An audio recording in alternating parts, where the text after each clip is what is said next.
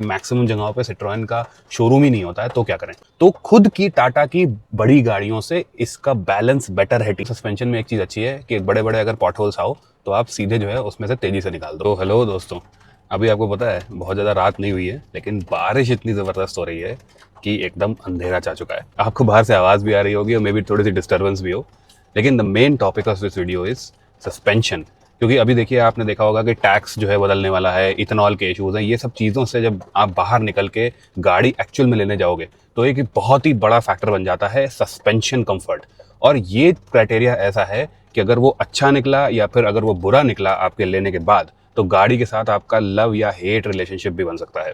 सबसे मेन चीज़ ये है कि गाड़ियों का सस्पेंशन हम बहुत ज़्यादा चेंज नहीं कर सकते। जैसे गाड़ियों में प्रीलोड एडजस्टमेंट और अलग अलग एडजस्टमेंट्स नहीं होते हैं, तो वहाँ पे ये क्राइटेरिया बहुत ही इंपॉर्टेंट हो जाता है। तो इसलिए हम बेस्ट सस्पेंशन वाली गाड़ियों की आज बात करेंगे मैक्सिमम कंडीशंस में।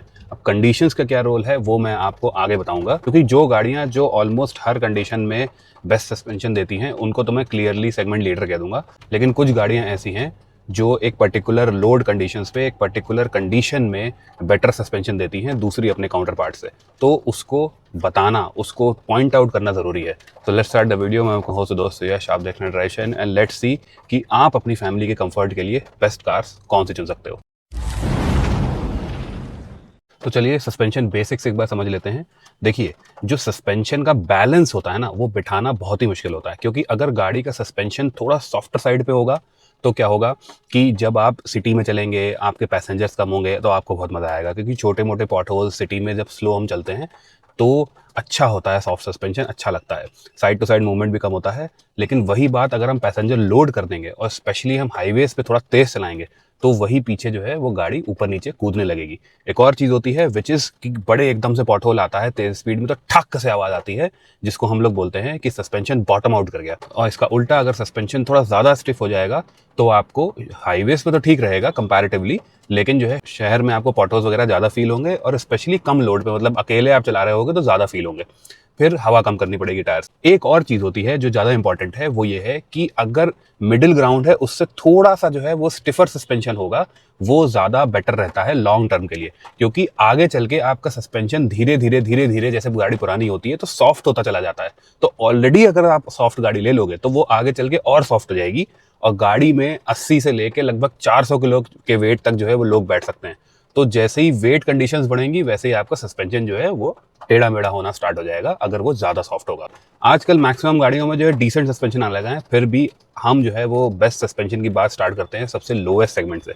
तो यहाँ पे हम जो है स्मॉल हैचबैक्स की बात करेंगे, और इसमें मेरे को क्लियर कट जो मैक्सिमम कंडीशंस में सस्पेंशन एक तरीके से बेस्ट फील होता है, वो फील होता है टाटा टियागो का। देखिए, मैंने स्मॉल सेगमेंट की मैक्सिमम गाड़ियाँ चला रखी हैं, वैगन आर हो गई, सेलेरियो हो गई और ये सब हो गई, और टियागो मैंने ऐसी कंडीशंस में चलाई थी जहाँ पे प्रॉपर ऑफ रोड कंडीशंस थी, फिर हाईवेज भी थे और स्लो सिटी ट्रैफिक भी था। उस पर्टिकुलर कंडीशन में मुझे ये चीज़ फील हुई कि इसका बैलेंस जो है वो सबसे अच्छा है दूसरी गाड़ियों से। अगर आप दूसरी गाड़ियाँ देखें, सेलेरियो हो गई या ग्रैंड आई-10 नियोस हो गई, ये सब हो गई, तो इनका भी बहुत बढ़िया है, सिटी ड्राइव में स्लो स्पीड्स में बहुत अच्छा फील होता है। लेकिन जब आप हाईवेज पे निकलने लगते हो तो थोड़ा इनका सॉफ्टनेस जो है वो आने लगती है सामने। टियागो का हाईवे स्पीड्स पे भी अच्छा फील होता है, और इतना अच्छा फील होता है कि इवन इसका जो बैलेंस है, अगर आप सस्पेंशन का देखो तो खुद की टाटा की बड़ी गाड़ियों से इसका बैलेंस बेटर है टियागो का। एग्जाम्पल दूं तो ऑल्ट्रोज और हैरियर जैसी गाड़ियों से, जिनका थोड़ा ज्यादा स्टिफ साइड पे है, जिसकी वजह से आपको शहर में उनमें ज्यादा पॉटहोल्स फील होते हैं। लेकिन टियागो का, इवन जो पहले जेस्ट आती थी उसका भी मैंने ये चीज नोटिस करी थी कि बहुत इंक्रेडिबल सस्पेंशन क्वालिटी और बहुत ही बढ़िया कंप्लायंस फील होता है। इसलिए जब खुद की ही बड़ी गाड़ियों से बेटर फील हो रहा है तो बाकी दूसरी गाड़ियों के सामने इसका बेटर ही है सस्पेंशन ओवरऑल अगर देखा जाए। अब ये सेगमेंट सॉर्ट हो गया।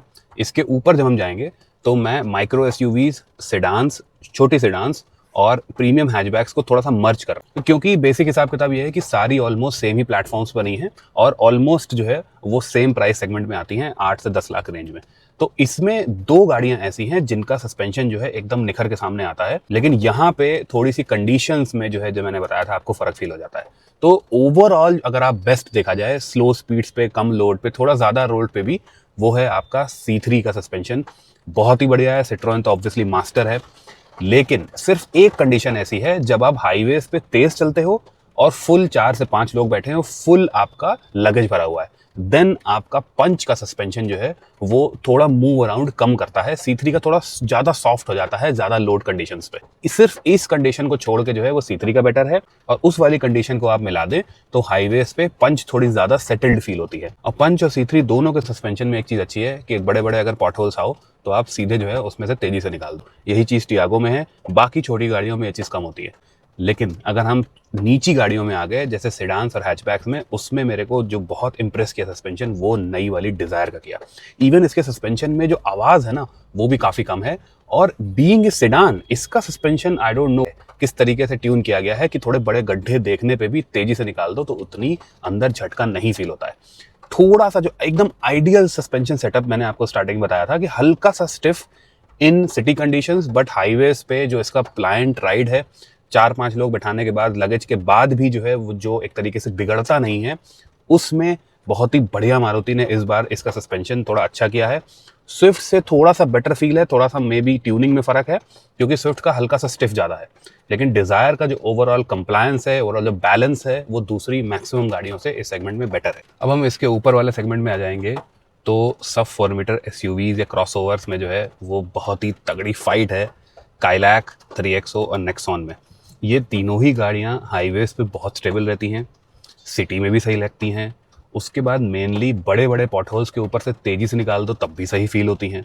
इसका मतलब मैं आपको बताऊं, इनकी जो है वो टॉर्शनल रिजिडिटी अच्छी है तीनों गाड़ियों की। तो इन तीनों में अगर देखा जाए तो आपको बेस्ट सस्पेंशन, जो बेस्ट बैलेंस लगेगा वो आप थोड़ा सा चौंक जाओगे, विच इज़ काइलैक। जो सस्पेंशन आपको इवन उसकी बड़ी गाड़ियां मतलब कुशाक और टाइगुन से भी बहुत बेटर लगेगा चलाने में एज ए बैलेंस ओवरऑल। अब कैसे बैलेंस मैं बताता हूँ। नेक्सॉन का जो सस्पेंशन है वो जब हाई स्पीड्स में बड़े कोई गड्ढा आ गया है, कुछ आ गया, तो उसमें थोड़ा बेटर फील होता है 3XO से। 3XO का स्पेशली 16 इंच के व्हील वाला जो सस्पेंशन है वो सिटी के पॉट होल्स में बहुत बेटर फील होता है नेक्सॉन से, जिसका थोड़ा स्टिफ फील होता है।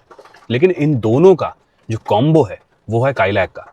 काइलैक में आपने एक और चीज़ नोटिस करी होगी कि व्हील्स का जो है वो सस्पेंशन ट्रैवल भी काफ़ी ज़्यादा है, तो दैट इज़ वाई कोई बड़ा एकदम से पॉट होल है तब भी उसका ठीक फील होता है। और स्पेशली मैं आपको 16 इंच के पहियों वाली बात कर रहा हूँ क्योंकि 17s में फिर एकदम टॉप मॉडल में ही मिलते हैं 17s, और दूसरा उसमें टायर्स की भी बात आ जाती है। तो अगर 16s में देखा जाए Kylaq is the best suspension setup as a balance in this category. वैसे अगर मैं सच बताऊं तो इस कैटेगरी में बहुत ही खराब किसी का सस्पेंशन बचा नहीं है, अपार्ट फ्रॉम वेन्यू जो थोड़ा स्टिफ फील होता है, लेकिन वो क्योंकि बिल्कुल ही चेंज होने वाली है, on the edge of changing है, तो दैट इज़ वाई सोनेट का भी ठीक हो गया है। मतलब डिसेंट हैं सबके, मैग्नाइट का भी सही है, लेकिन इन तीनों का काफ़ी बेटर है कंपेयर टू अदर कार्स। अब इसके ऊपर वाला जो सेगमेंट है विच इज़ आपकी 4.2 4.3 मीटर एसयूवीज, उसमें भी मैं आपको कैटेगरीज बता दूंगा जिस हिसाब से जो है वो थोड़ा सा कंडीशंस के हिसाब से हल्का फुल्का ऊपर नीचे है सस्पेंशन।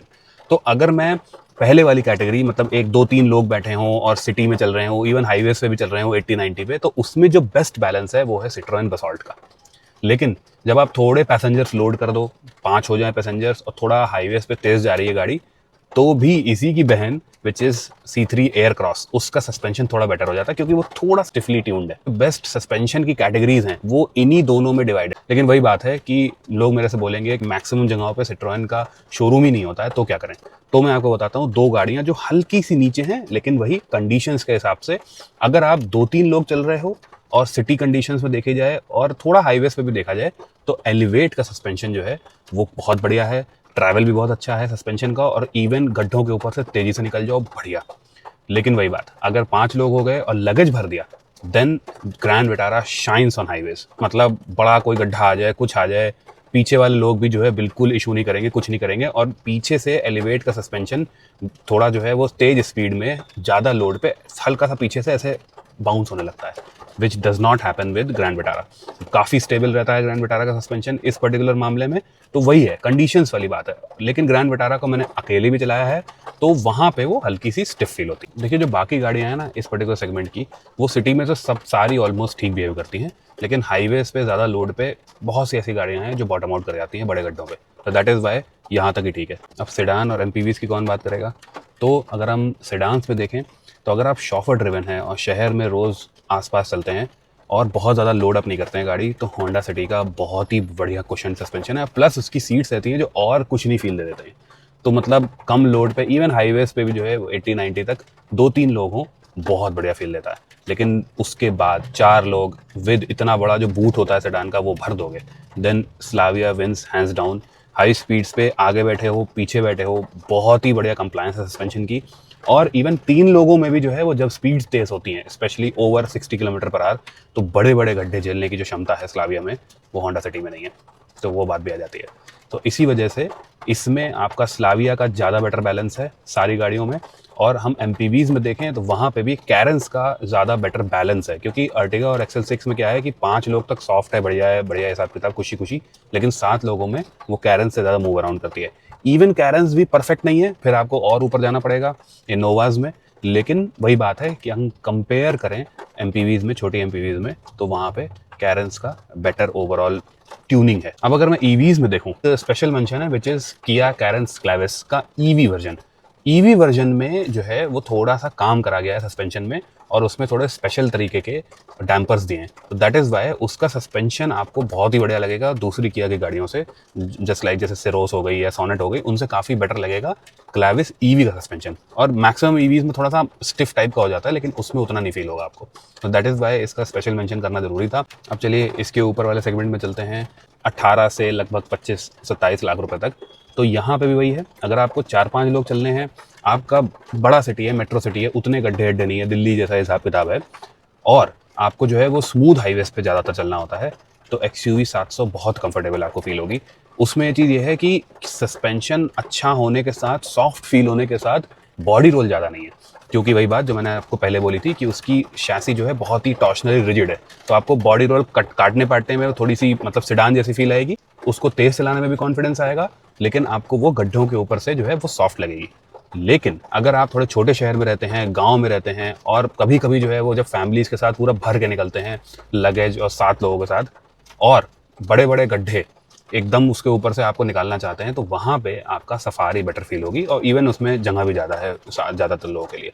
लेकिन आप इसी तरीके से हाईवेज पे खूब निकलते हैं पूरी फैमिली के साथ, और थोड़ा आप फीचर्स में कॉम्प्रोमाइज़ कर सकते हैं, तो मैं बताऊँ आपको, सही बताऊँ तो दोनों को स्किप करो and go for Innova Crysta. आज भी क्रिस्टा का कोई कंपैरिजन ही नहीं है हाईवेज पे, मतलब वो प्रॉपर एसयूवी है, ठीक है। और इस पर्टिकुलर जो है वो प्राइस रेंज में भी आ जाती है, रिलायबिलिटी भी सबसे अच्छी है यहाँ पे। तो एज ए हाईवे क्रूजर अगर देखी जाए फॉर अ फैमिली, ये दोनों से बेटर है, और ये प्रॉपर एसयूवी है। तो अगर आप मेरे से पूछो कि थार रॉक्स, स्कॉर्पियो एन में भी अगर प्रॉपर एसयूवीज में भी पूछो रियर व्हील ड्राइव में, तब भी मैं इनोवा क्रिस्टा को ही ऊपर रखूंगा कंफर्ट के मामले में। तो ये चीज़ आप भूलना मत, अभी भी जो है वो सेल पे आ रही है गाड़ी, और बहुत ही बढ़िया है। अब ऑब्वियसली इसके ऊपर अगर आप निकल जाते हो 35 लाख से ऊपर, तो आपको इन्विक्टो और हाई क्रॉस आ जाती हैं। दोनों ऑब्वियसली एक ही गाड़ियां हैं, अच्छा सस्पेंशन सेटअप है, मज़ा आएगा चलने में। अच्छा हाँ, एक चीज़ आप ज़रूर ध्यान रखना कि मैंने इस वीडियो में सीट कंफर्ट नहीं डाला है, क्योंकि फिर बहुत ज़्यादा पैरामीटर्स भी ऐड हो जाते हैं। लेकिन जो बेसिक रूल होता है वो सीट्स का भी वही होता है कि अगर बहुत सॉफ्ट सीट्स होंगी, अगर आप बैठ कर देखोगे ये बिल्कुल ही सोफा जैसी सीट्स हैं, तो वो 300-350 kilometre on a one go वो अच्छी आपको लगेंगी। लेकिन एक बार में अगर आपको उनसे ज़्यादा बैठना है, 500 किलोमीटर की जर्नी करनी है एट द टाइम, तो आपको हल्की सी ज़्यादा स्टिफ सीट्स, बहुत ज़्यादा स्टिफ नहीं, किसी किसी की बहुत ही ज़्यादा स्टिफ होती हैं सीट्स, जैसे मैंने आपको बताया था अल्कजार के 7 सीटर वेरिएंट की काफ़ी स्टिफ है सीट्स, लेकिन उस तरीके की नहीं। जो सपोर्टिव सीट्स होती हैं उसमें आप थोड़ा सा जो है वो ज़्यादा ध्यान देना, अगर बहुत लॉन्ग जर्नीज करनी है आपको या करवानी है। लेकिन जो सॉफ्ट सीट्स होती हैं वो आपके 300 किलोमीटर तक ऑन अ वन टाइम बैठने पे ठीक ठाक काम कर देती हैं, और थोड़ा सा जो है वो सस्पेंशन का भी काम कर देती हैं। तो ये बात आ जाती है कि सस्पेंशन की बारिश तेज हो रही है, मुझे जाना पड़ेगा, और आपको सस्पेंशन से रिलेटेड या किसी भी पर्टिकुलर चीज़ से रिलेटेड कोई सवाल है, कौन सी गाड़ी चाहिए, किस पर्टिकुलर कंडीशंस में आप गाड़ी चलाते हो, तो मेरा कंसल्टेशन नंबर आपको डिस्क्रिप्शन में मिल जाएगा। Let me know in the comments below अगर वीडियो कैसी लगी। अगर अच्छी लगी हो तो लाइक जरूर करना, अगर बहुत अच्छी लगी हो, पहली बार चैनल पे आए हो तो सब्सक्राइब करे बिना बिल्कुल मत जाना। अगली वीडियो मिलते हैं, तब तक के लिए बाय बाय।